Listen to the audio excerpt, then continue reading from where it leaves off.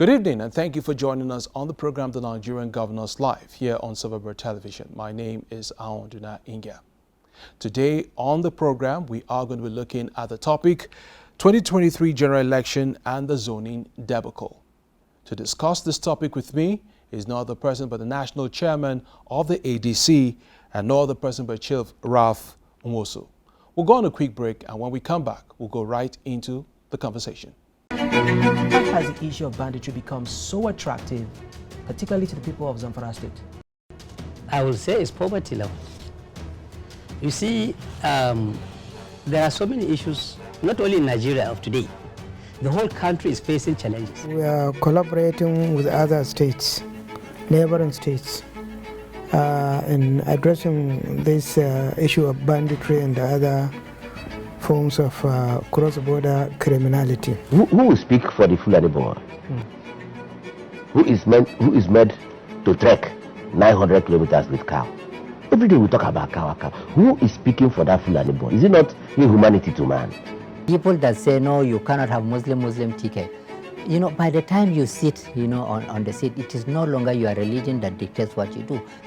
In life, you need people to ride on their back to get to certain positions.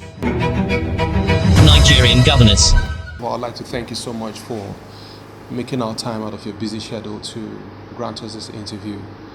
And there are so many, questions to be asked as far as the 2023 elections, general elections is coming, fast approaching.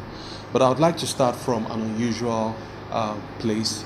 Oftentimes when conversations come up about our political parties, it's often the ruling political party and perhaps the major opposition party, and every other party is regarded as a small party.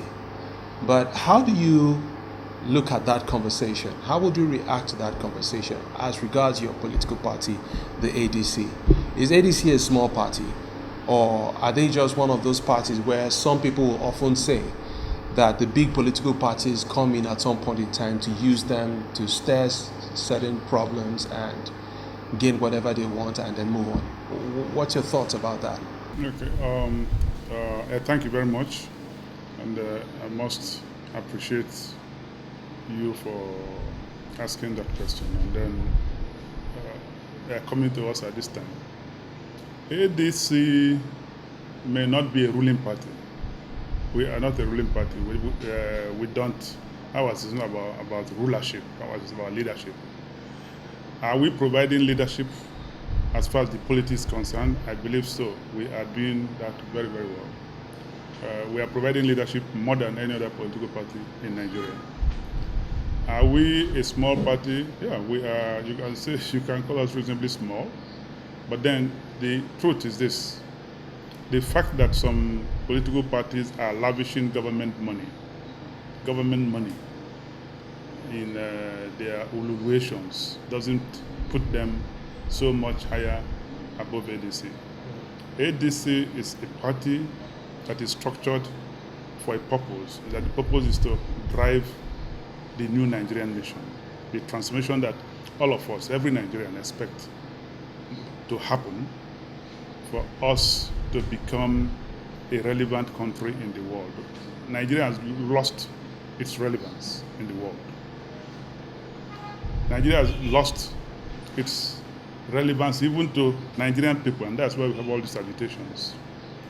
For the last 23 years, you can see how the country has degenerated because of leadership failure.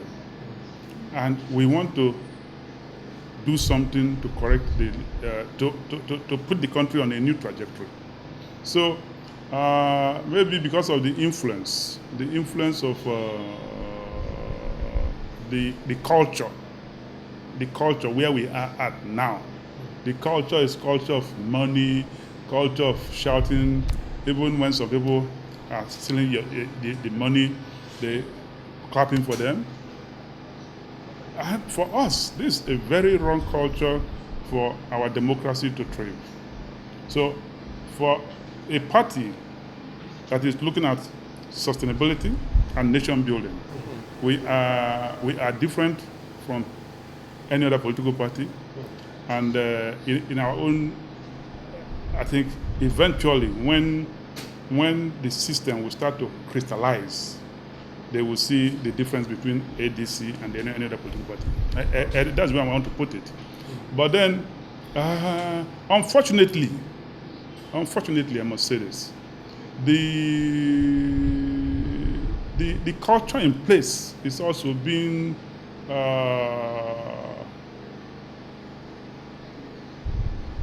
the media, unfortunately, seem to be orchestrating this culture as if that is what that is expected in the democratic climate. It shouldn't be. So apart from our party trying to drive something, that's why I said, we appreciate you for coming, so that our views will continue to go out there. We may not be able to spend the kind of money that these other parties in government are spending in buying the media space, all the publicity that they need to continue making the culture that they've introduced to be as if that is what will sustain this democracy. It cannot sustain it.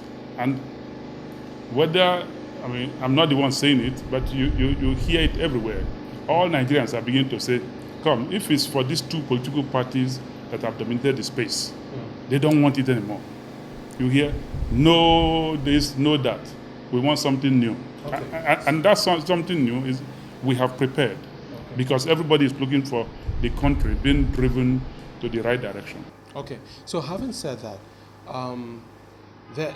it almost seems as though when you come across or when you encounter Nigerian political space, it almost feels as though when you hear zoning, it feels as though it's somewhere enshrined in the Nigerian constitution. But this is one conversation that has been in the public domain for some time right now. It is ongoing right now in the People's Democratic Party.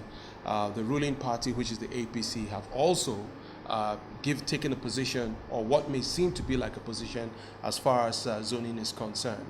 Now, for other political players, because I'm looking at your party perhaps also trying to working towards fielding candidates across states and even for the highest office in the land, which is the presidency.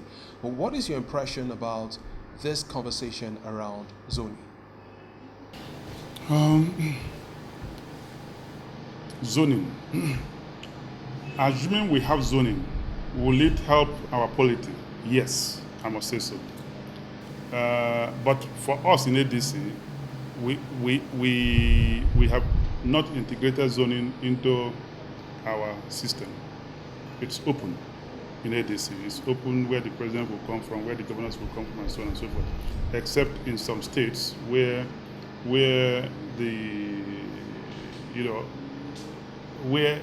the culture, because it's good to respect the culture, where that culture of moving from this zone to that other zone and this other zone has been established. I.e., in Anambra State, we had to do everything to comply with zoning the governorship to the same area where, by convention, it should go to, and so on. But nationally, the debate about zoning continued to come up all the time, and for us, that's where the system in place is failing. The system in place is failing. The National Assembly, there are things that will make us more stable, a democracy, that will point us towards going the right way. That National Assembly is supposed to be looking at the dynamics of our politics. Okay. Assuming that National Assembly said, come, the way things are going in Nigeria is not very, very good. With our diversity and having this construct of the 6 zones in Nigeria, it will stabilize the system if you move the presidency. This time is in this zone, another time is in this zone, and so on. It's a National Assembly construct put enshrined in electoral laws and so on and so forth. It will help the country. But some say that sort of arrangement may negate merit to the background completely. We have to have a nation. That's number one. And number two, there is no state, I'm not even talking about a zone, there is no state that doesn't have the capacity to bring somebody with all the qualifications that you need in a president.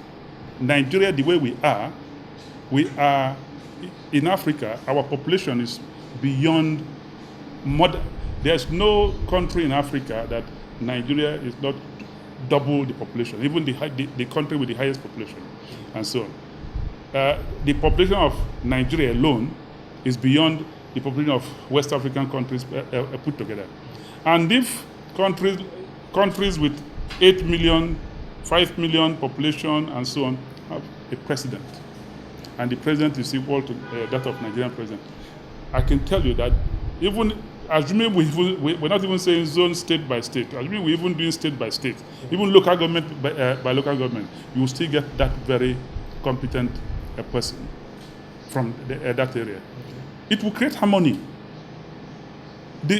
Our diversity management has been very poor, and it's affecting the quality of governance, it's affecting the unity of the country, it's causing so much dissonance in governance, and so on. Therefore, for a people that are determined to fuse together, build a strong bond, and compete globally, we need to settle that. It's very, very important to settle that.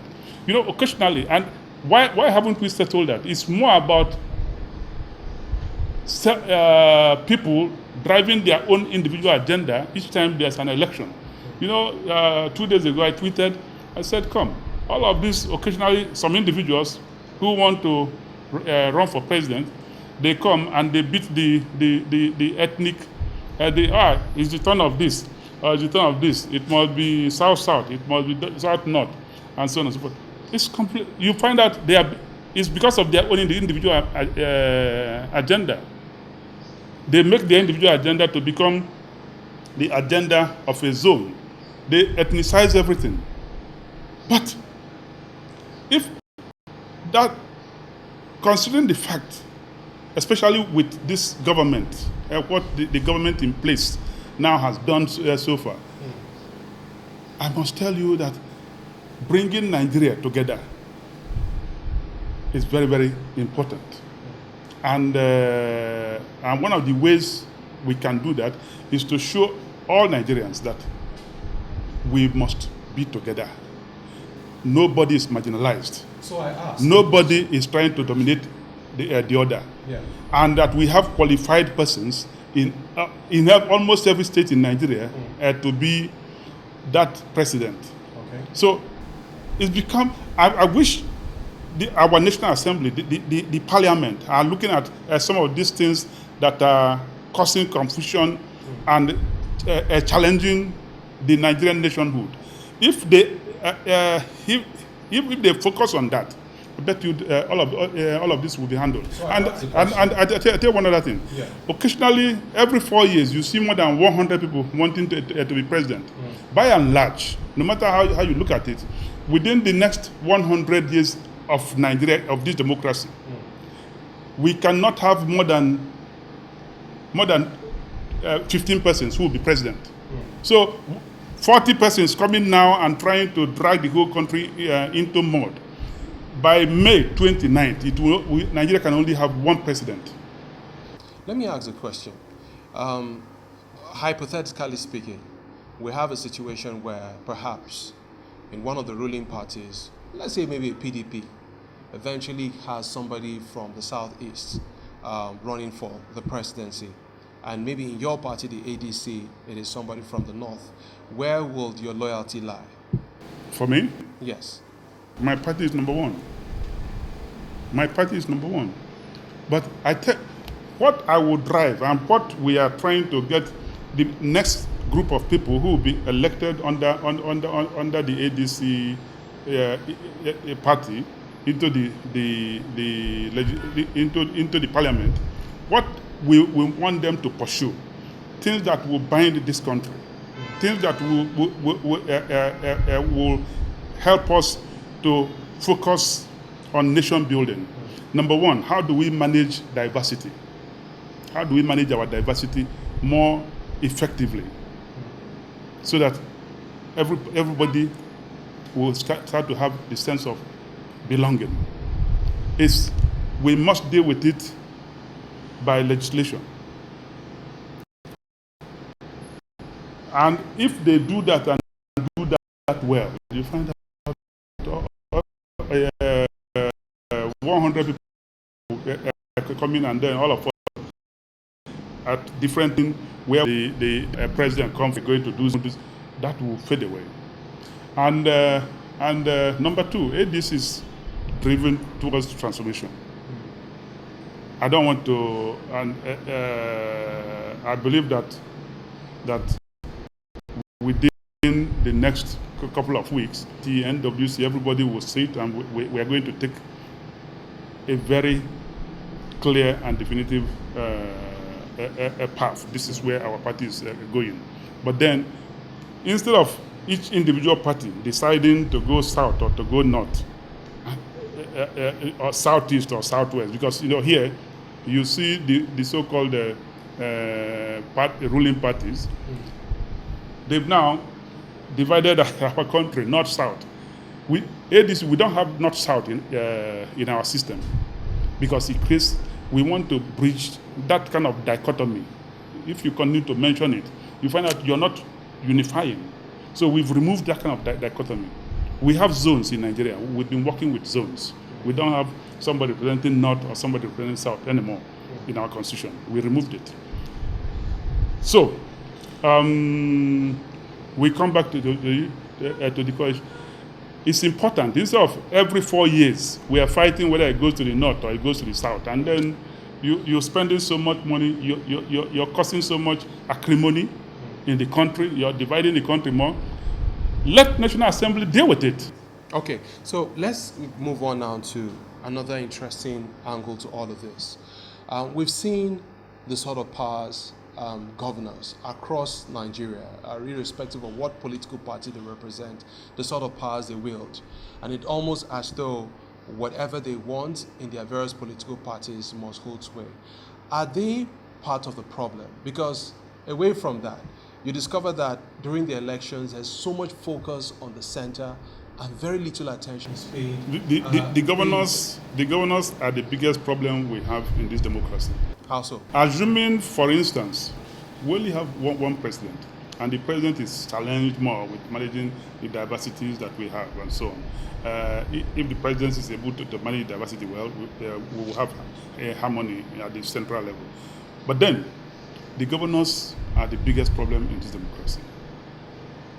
The governors have not allowed the local governments to function. Meanwhile, the Constitution created local government so that that tier of government should be able to reach the grassroots. The grassroots, our wards, our local government, that's where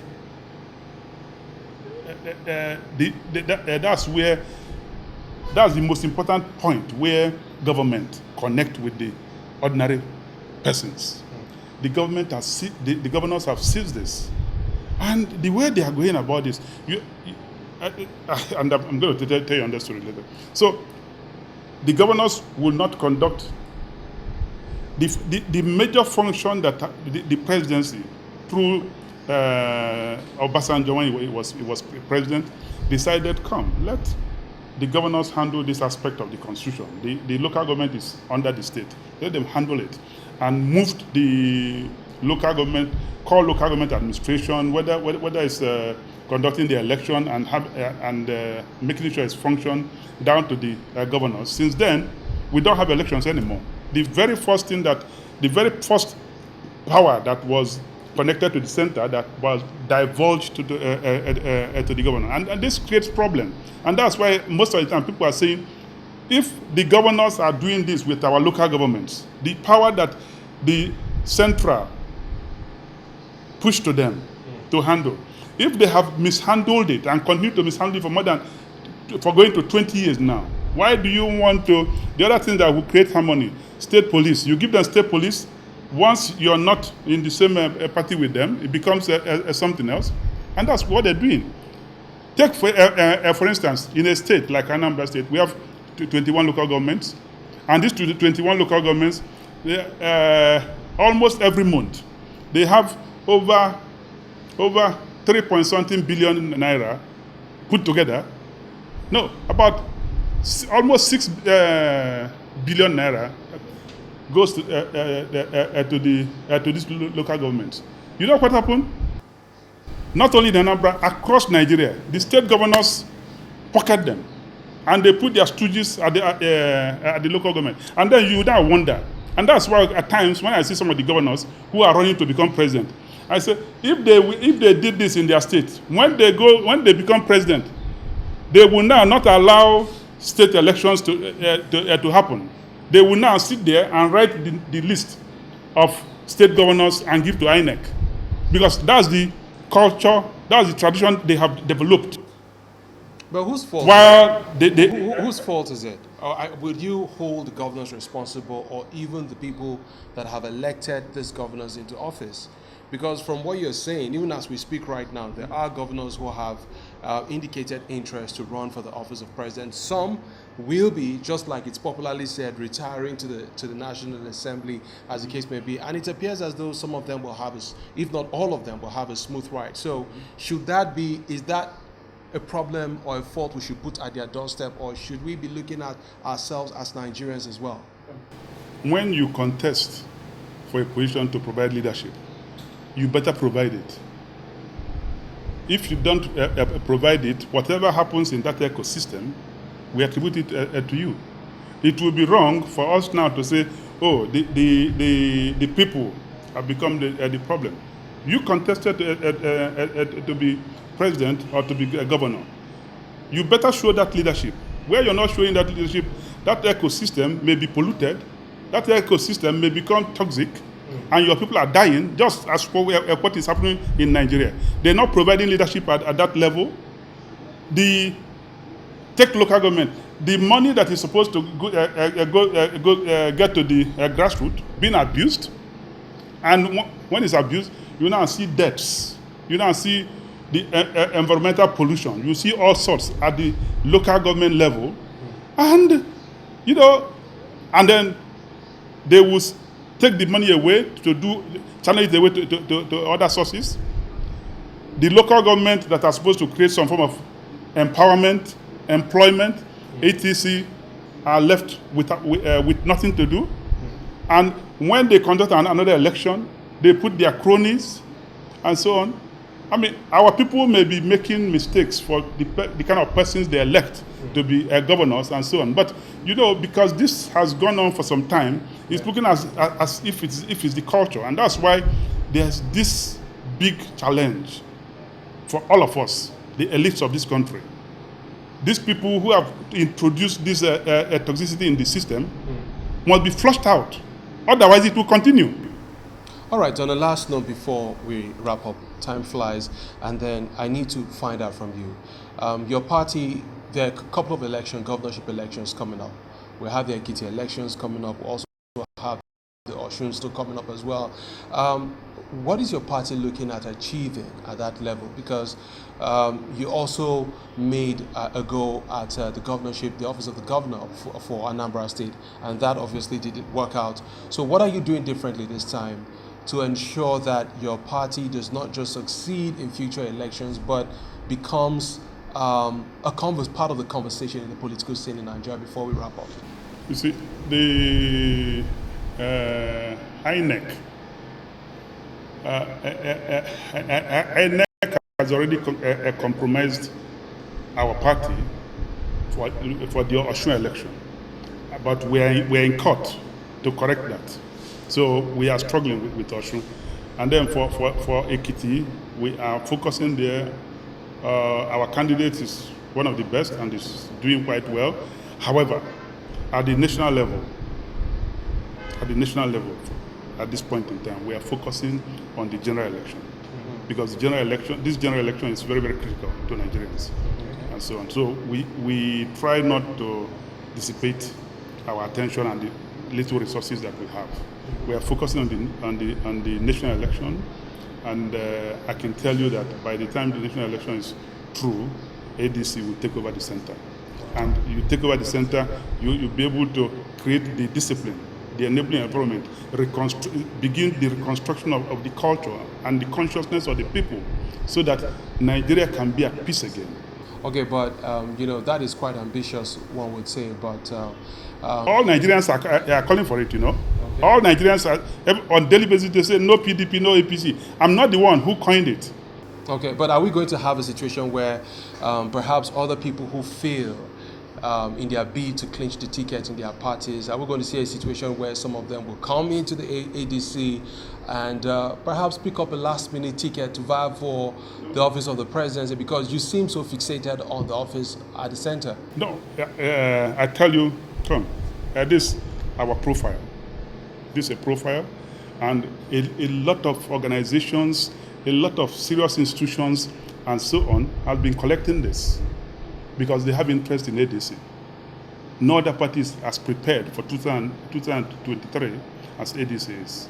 And because we are conscious, we want to deliver this country.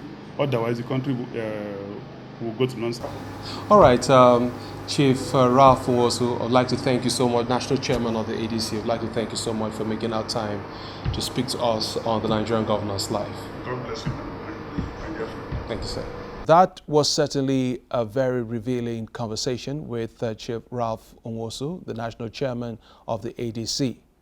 Unfortunately, this is where we draw the curtain on today's edition of the program. Please ensure to join us next week for another exciting edition of the program, The Nigerian Governors Live, here on Silverbird Television at 6:30 p.m.